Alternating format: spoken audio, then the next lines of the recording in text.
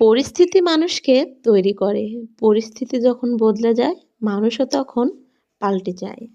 মানুষ আসলেই পানির মতো। যে পাত্রে রাখে সঙ্গে সঙ্গে সে আকারই ধারণ করে। প্রতিটা মানুষের জীবনে খারাপ সময় বা খারাপ পরিস্থিতি আসাটা ভীষণই দরকার। কারণ সেই খারাপ সময় বা খারাপ পরিস্থিতিতেই মানুষকে মানুষ চিনতে শিখে। যখন আপনার সময় ভালো থাকবে তখন দেখবেন সবাই আপনার পাশে আছে, আর যখন আপনার সময় খারাপ বা সবকিছু আপনার অনুকূলের বাইরে থাকবে তখন আপনার পাশে কেউ থাকবে না। আসসালামু আলাইকুম প্রিয় ভাই বোনেরা, সকলে কেমন আছেন? আমি সুমি নাটোর জেলা থেকে আপনাদের জন্য আরেকটি নতুন ভিডিও নিয়ে চলে আসলাম। প্রতিদিনের মতোই খুব সকাল সকালই ঘুম থেকে উঠে পড়েছি, আর উঠেই বাড়ির যে সকল কাজকাম ছিল সেগুলো তো সারছি, আর পুরো বাড়িটা আজকে অনেক পরিষ্কার করতেছি, আর ঘরের জিনিসপত্র এগুলাও কিন্তু পরিষ্কার করে নিচ্ছি। আজকে আমাদের বাড়িতে মেহমান আসবে, আর মেহমানটা হচ্ছে আমার ননদ।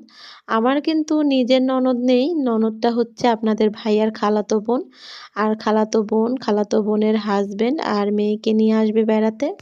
সেই জন্যই পুরো বাড়িটা পরিষ্কার করতেছি, আর একটু কাজ বেশি, রান্না বান্না করতে হবে।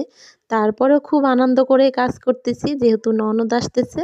আমি তো আমার বাবার বাড়িতে থাকি, আর আমার শ্বশুর বাড়ির কোনো আত্মীয় স্বজন আমার বাড়িতে আসলে আমার কিন্তু খুবই ভালো লাগে। ঘরের যে আসবাবপত্র সেগুলা মুছে পরিষ্কার করলাম, এখন ঘরের মেঝে পুরো বাড়িটাই কিন্তু মুছে নিচ্ছি। আর এগুলা করতে করতে কিন্তু সকাল থেকে অনেকটা সময় লেগে গেছে, আর অনেকটা কষ্ট হচ্ছে। তারপরও একা হাতে সবকিছু করা লাগতেছে। পুরো ঘর বাড়ি পরিষ্কার করে হাসানের জন্য আবার লুডুস তৈরি করলাম। হাসানের খিদা লাগছে, কিন্তু লুডুসটা কিন্তু অনেকটা গরম, সেই জন্য খাওয়াতে পারলাম না, একটু পরে খাইয়ে দিব। একটু পরে কিন্তু আমাদের মেহমান চলেও আসছে, মেহমানের জন্য নাস্তা তৈরি করে নিছি। ওই তো সবাই মিলে নাস্তা খাচ্ছে, আর এদিকে কিন্তু আমার রান্না বান্না করতে হবে। সব কিছু নিয়ে আসলে অনেকটা টেনশন একা হাতে কাজ করতে গেলে। যেহেতু বাড়িতে আজকে আমার মা নেই, আমার মেয়েও গেছে স্কুলে, সেই জন্যই কিন্তু একা হাতে সব কিছু করতে হচ্ছে। এই তো রান্না বান্নার জন্য একদম চুলার পাড়ে চলে আসছি, এখন রান্না করব। আর আজকে রান্না করব গরুর মাংস।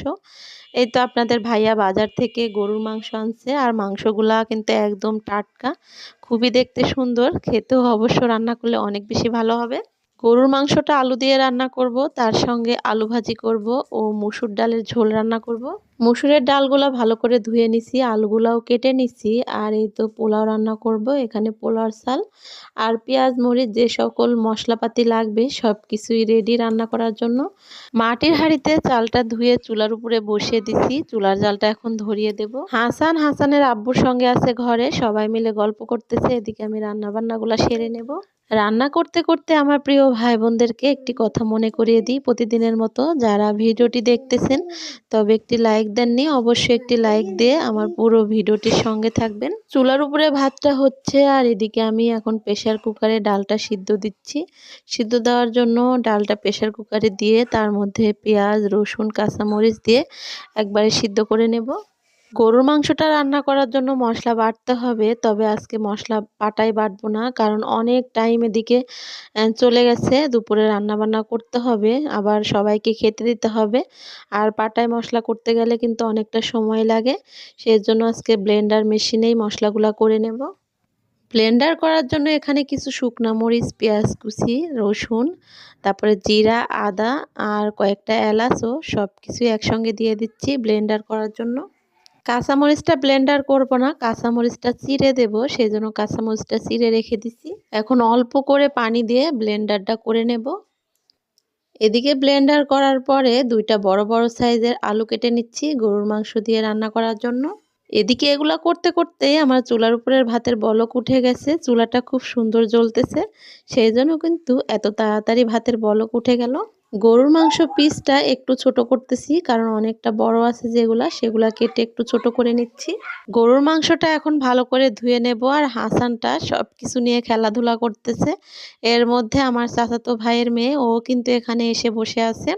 আমি যখনই ভিডিও করি বা রান্না বান্না করি তখনই কিন্তু এ তো আমার কাছে এসে বসে থাকে, সব সময় বলে আন্টি আমাকে ভিডিও করো, আমাকে দেখাও, সেই জন্যই কিন্তু এসে বসে থাকে। বাচ্চাদেরও কিন্তু আমার এই রান্নাঘরটা খুবই পছন্দ আর এই পরিবেশটা ওদের কাছেও খুব ভালো লাগে। সেজন্য যখনই আমি রান্নাবান্না করি তখনও কিন্তু এভাবে ওরা এসে খেলাধুলা করে। আর আমার প্রিয় ভাই বোনেরা অনেক প্রশংসা করেন আমার রান্নাঘরের, অনেক সুন্দর, সুন্দর কমেন্ট করেন আর বলেন সবার অনেক বেশি পছন্দ আমার রান্নাঘরটা।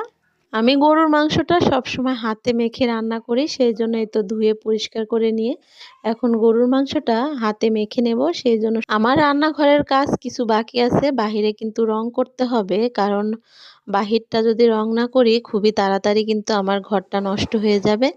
রং করলে ঘরটা অনেকটা টেকসই হয়, সেজন্য বাহিরটাও রং করে নেব। এই ঘরের রঙের কাজ বা অন্যান্য কাজ কিন্তু আপনাদের ভাইয়াই করে দিছে, সাথে আমিও করেছি। তবে আপনাদের ভাইয়া না থাকলে কিন্তু এই পুরো বাড়িটা বা শখের ঘরটা তৈরি করতে পারতাম না। মাংসটা হাতে মাখানোর জন্য এখানে সব মশলাগুলা দিয়ে এই তো তেল দিয়ে দিচ্ছি। এখন সব মশলাগুলো একসঙ্গে ভালো করে হাতে মেখে নিচ্ছি। আপনাদেরকে তো ভিডিওর প্রথমেই বললাম আমার শ্বশুর বাড়ির আত্মীয় স্বজন কেউ যদি আমার বাড়িতে আসে তাহলে কিন্তু আমার কাছে ভীষণই ভালো লাগে, খুব ভালো লাগে। সেটা আসলেই আমি কাউকে বোঝাতে পারবো না কেন এতটা ভালো লাগে। আসলে বাবার বাড়িতে থাকতে থাকতে মনে হয় শ্বশুর বাড়ির কোনো আত্মীয় স্বজন আসলে তখন কিন্তু খুবই ভালো লাগে। তাদের সঙ্গে গল্প করে আড্ডা দিয়ে সময়টা খুব ভালো কাটানো যেত। আমার কোনো নিজের ননদ নেই, সেই জন্য এতটা খুশি লাগতেছে আজকে আমার ভেতরে। ভাসুর দেবর এই তো ২-১ বছরে এক আধবার আসে। আমার শ্বশুর শাশুড়িও কিন্তু এরা বেঁচে নেই, বেঁচে থাকলে অবশ্যই আসতো। আমার শ্বশুর কিন্তু যখন বেঁচে ছিল তখন কিন্তু মাঝে মাঝে আমাদের বাড়িতে আসতো, থাকতো আর আমার সঙ্গে একদম মেয়ের মতো তার মনের কথাগুলা গল্প করতো। আমার ছোট ছেলে হবার আগেই কিন্তু আমার শ্বশুর মারা গেছে আর শাশুড়ি তো মারা গেছে আরো অনেক আগে। সেই জন্য আসলে আসার মতো কেউ নেই, যার যার সংসার নিয়ে তারা ব্যস্ত। আপনাদের সঙ্গে গল্প করতে গেলে কিন্তু অনেক সময় নিজের অজান্তেই অনেক মনের কথাই বলে ফেলি। আর কার কাছে কেমন লাগে বা কে কি ভাবেন সেটাও কিন্তু আমি জানি না। তবে কমেন্টের মাধ্যমে সবকিছু আমাকে জানাতে পারেন, আমার ভুল, দোষ, ত্রুটি সবকিছুই ধরতে পারেন। আর মানুষের ভুল ধরলেই কিন্তু মানুষ সবকিছু শেখে। আমি একটা কথা আপনাদেরকে সবসময় বলি, আমি যখন প্রথম ভিডিও বানাতাম বা ভিডিও তৈরি করে আপনাদের মাঝে শেয়ার করতাম তখন অনেকেই আমার এই কথাগুলা নিয়ে অনেক কথাই বলতো যে আমি কথাই বলতে পারি না আবার ভিডিও বানাই। এখন আপনাদের কাছ থেকে এই কথারই এত বেশি প্রশংসা পাই, সেটা আমার কাছে এত বেশি ভালো লাগে। আর এই কথার ভুল ত্রুটি অনেকেই ধরেছেন বলেই এই কথাটা এখন এত সুন্দর করে বলতে পারি। মাংসটা চুলার উপরে খুব সুন্দর করে কিছুক্ষণ ধরে ভালো করে নেড়ে চেড়ে কষিয়ে নিয়ে এই তো আবার আলুগুলাকে কষিয়ে নিচ্ছি মাংসের সঙ্গে। যে মানুষগুলো আসলে ভুল ধরে তাদেরকে কখনো আমি ছোট করব না, তাদেরকে আমি সবসময় আসলে ভালোই বলবো। কারণ ভুল ধরার কারণেই কিন্তু একটা মানুষ সবকিছু শুধরে নেওয়ার চেষ্টা করে। আমার তো মনে হয় জীবনে ভুল না করলে আর চেষ্টা না করলে কেউ কোনোদিনও উপরে উঠতে পারবে না। তাই আমি সবসময় তাদেরকে ধন্যবাদ জানাই যারা জীবনে ভুল ধরেছেন আর ভুল ধরিয়ে দিয়েই মানুষকে শিখতে সাহায্য করেছেন। গরুর মাংসটা ভালো করে আলু দিয়ে কষিয়ে নিলাম আর এখন এই তো ঝোলের জন্য পানি দিয়ে দিলাম। গরুর মাংসটা রান্না করার সময় কষানোর মধ্যেই কিন্তু স্বাদ কম বেশি হয়। কষানোটা যতটা ভালো হবে মাংসটাও খেতে কিন্তু ততটাই ভালো হবে। গরুর মাংসতে ঝোল দেওয়ার পরে চুলার জালটা কিন্তু একদম হাই হিটে জাল দিতে হবে, তাহলে গরুর মাংসটা আরো বেশি স্বাদ হবে। গরুর মাংস রান্নাটা হয়ে গেছে, এর মধ্যে এখন জিরের গুঁড়া ও কয়েকটা এলাচ ভেজে গুঁড়া করে দিছি। এখন এই তো মাটির কড়াইয়ে আলু ভাজিটা করে নেব, সেই জন্য পেঁয়াজ মরিচটা ভেজে নিচ্ছি। পেঁয়াজ মরিচটা ভাজা হয়ে গেলে এর মধ্যে অল্প করে গোটা জিরা দিয়ে দিচ্ছি আর গোটা জিরাটাও অল্প করে ভেজে নিয়ে কেটে রাখা আলুগুলা দিয়ে দেব। আমাদের গ্রামে কোনো মেহমান আসলে সবার বাড়িতেই কিন্তু এরকম আলু ভাজি, ডাল ও মাংস রান্না করে। আর এই আলু ভাজিটা একদম স্পেশাল অন্যরকম, কারণ চিকন চিকন করে একদম মচমচা করে ভাজি করা হয়। সেটা খেতে কিন্তু ভীষণই ভালো লাগে আর এটা বেশিরভাগই মেহমান আসলে এভাবে রান্না করা হয়, সেই জন্যই আসলে বেশি ভালো লাগে। আর এই আলু ভাজিটা আস্তে জালে অনেক সময় নিয়ে করা লাগে। আস্তে জালে চুলার উপরের ভাজিটা নাড়তেছি চাড়তেছি ভাজি করতেছি। এখনও তো রান্না বান্না বাকি আছে, পোলাও রান্না করব, ডাল রান্না করব। আর গ্যাসের চুলায় ডালটা সিদ্ধ দিছিলাম, সেই ডালটা কিন্তু সিদ্ধ হয়ে গেছে, ভাজিটাও হয়ে গেছে। এখন নামিয়ে নিচ্ছি।